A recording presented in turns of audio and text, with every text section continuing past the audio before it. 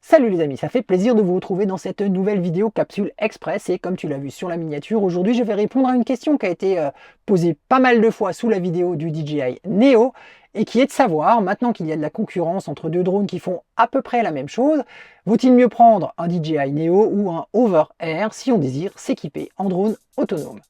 C'est juste après le générique.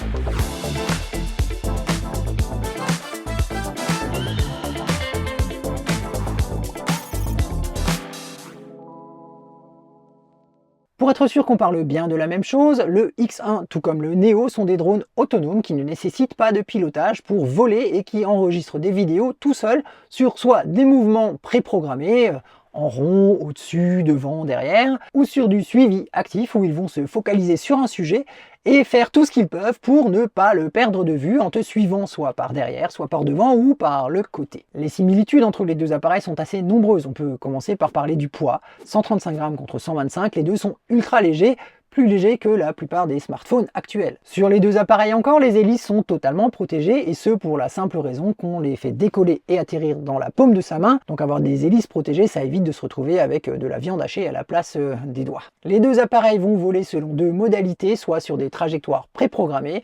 On en a un certain nombre sur chacun des modèles, que ce soit le cercle, le droni qui part en arrière, fusée qui part par au-dessus, etc., etc. Ou sur les suivis automatiques où la trajectoire est définie par le sujet que le drone va essayer de suivre et de ne pas perdre. Je dis et de ne pas perdre parce que de temps en temps il va te perdre, même si le suivi est très robuste sur les deux, là-dessus il n'y a rien à redire, ça marche globalement très bien, mais de temps en temps ça marche pas. Il est également possible pour ceux qui souhaitent de piloter de façon assez basique, mais de piloter quand même en manuel les appareils via l'application Compagnon. Les deux se valent, ont une ergonomie un peu différente, ça marche bien sur les deux, mais ça reste un pilotage basique avec des joysticks virtuels sur un écran tactile. Au niveau de l'application, les deux applications sont bien pensées, sont ergonomiques, j'ai rien à redire là-dessus, et proposent également toutes les deux une fonctionnalité d'enregistrement audio via l'audio du smartphone ou un éventuel micro sans fil ou avec fil qui serait connecté, mais en éliminant le bruit des hélices, ce qui permet d'avoir un son à peu près propre sur la vidéo du drone, alors qu'autrement la vidéo de drone est toujours muette, sinon on n'entend que l'hélice et c'est très désagréable. Les deux appareils permettent bien sûr de faire de la vidéo avec des résolutions différentes comme on va le voir juste après, mais ils permettent aussi de faire des photos en 12 mégapixels pour l'un comme pour l'autre. Les deux appareils vont avoir des restrictions très similaires en termes des surfaces au-dessus desquelles ils peuvent voler et des changements brutaux d'altitude qu'ils n'aiment pas. C'est à prendre en compte puisqu'on ne peut pas tout à fait les faire voler n'importe où. Mais on retrouve les mêmes limitations de part et d'autre, donc ça se vaut. Et enfin, pour ceux que ça intéresserait, on peut piloter de façon encore plus basique son drone, soit via des gestes pour le X1, soit via un contrôle vocal où on lui parle, via le smartphone pour le Neo.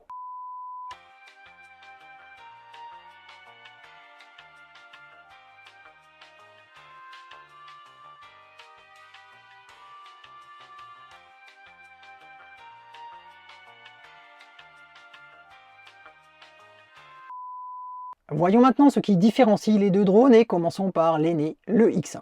Le X1 se replie sur lui-même quand tu ne l'utilises pas, ce qui permet de prendre moins de place et notamment de le ranger dans une poche d'un blouson, d'une veste ou d'un maillot de vélo sans avoir donc à prendre de sacoche supplémentaire. Le X1 va disposer d'un mode vertical natif, c'est-à-dire qu'il filme directement en vertical avec un champ de vision un petit peu plus grand, ce qui est particulièrement utile pour Instagram ou TikTok, même si la résolution vidéo du capteur n'est que au maximum de 2,7K, ce qui en réalité reste suffisant pour ces plateformes-là. Il y a également davantage d'options pour personnaliser les trajectoires et les modes de suivi automatiques sur le X1, peut-être fruit de plus d'évolutions successives, mais aujourd'hui c'est un tout petit peu plus riche. Et enfin, dernier point, le X1 sait automatiquement ajuster son altitude par rapport au sol lorsqu'il fait une trajectoire préenregistrée. Par exemple, si tu survoles un talus et qu'il se rend compte que le sol se rapproche dangereusement de lui, il va prendre un peu d'altitude pour rester au-dessus du talus et ne pas essayer de passer au travers du talus. Je précise quand même que pour tout ce qui est suivi par l'arrière, le côté ou l'avant, la gestion de l'altitude marche parfaitement bien sur les deux appareils, ils vont gérer le changement à la hausse ou à la baisse et te suivre sans aucun souci. Passons maintenant à ce qui différencie le Neo de son concurrent le X1 et bien sûr on va commencer par la résolution du capteur. On filme en 4K maximum contre 2,7 mais il n'y a pas de mode vertical natif, ce qui fait que si tu veux faire des reels Insta, il va falloir recadrer dans une vidéo horizontale, ce qui fait que généralement tu as un moins grand champ de vision vertical et tu as l'impression de zoomer un peu dans ton image.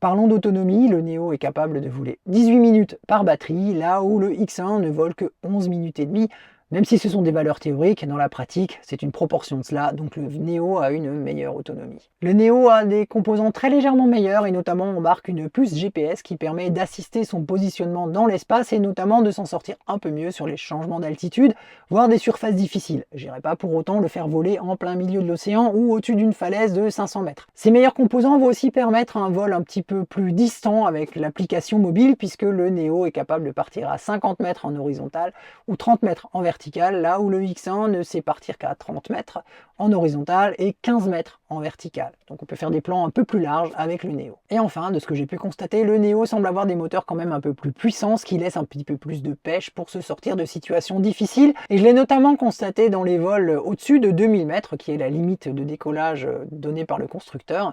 Mais en fait, il décolle sans aucun problème à 2500 ou même 2600 mètres, là où le X1 est plus facilement en difficulté. Quand il y a un petit peu de vent, il va avoir plus de mal à se stabiliser parce qu'il n'arrive plus vraiment à lutter contre à la fois l'altitude et le vent.